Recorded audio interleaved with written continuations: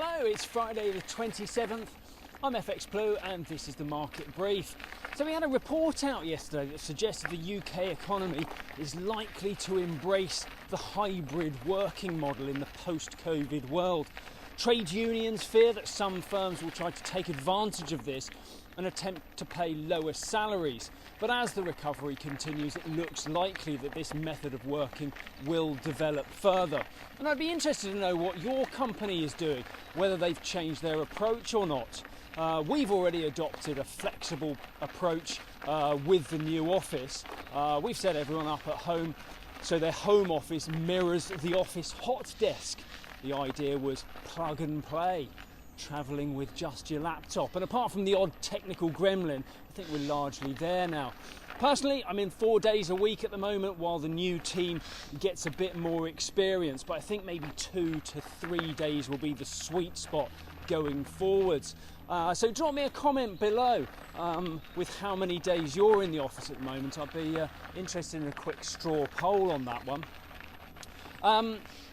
Today's the last working day before the bank holiday, so we don't expect too much drama in the market.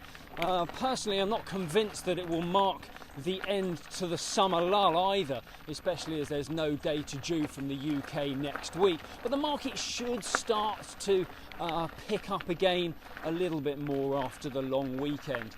Then, of course, we can expect the focus to return to when the Bank of England will begin to taper asset purchases and how the MPC members will vote at their next meeting on September the 23rd.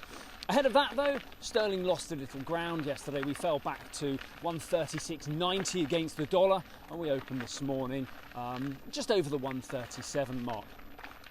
Over in the US, weekly jobless data looks to have plateaued at around 350,000 new claims a week, which is still well above their long-term average. Powell has confirmed he is using inflation and employment data as key measures of the US recovery, but the surge in new job creation shown with the big non-farm payroll numbers is being treated with a degree of scepticism.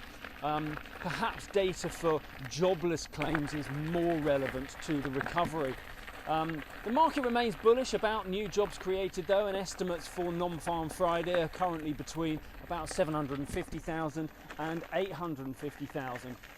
Once again, forecasts are falling short of that magical million mark, but as always, data is set to surprise to the upside.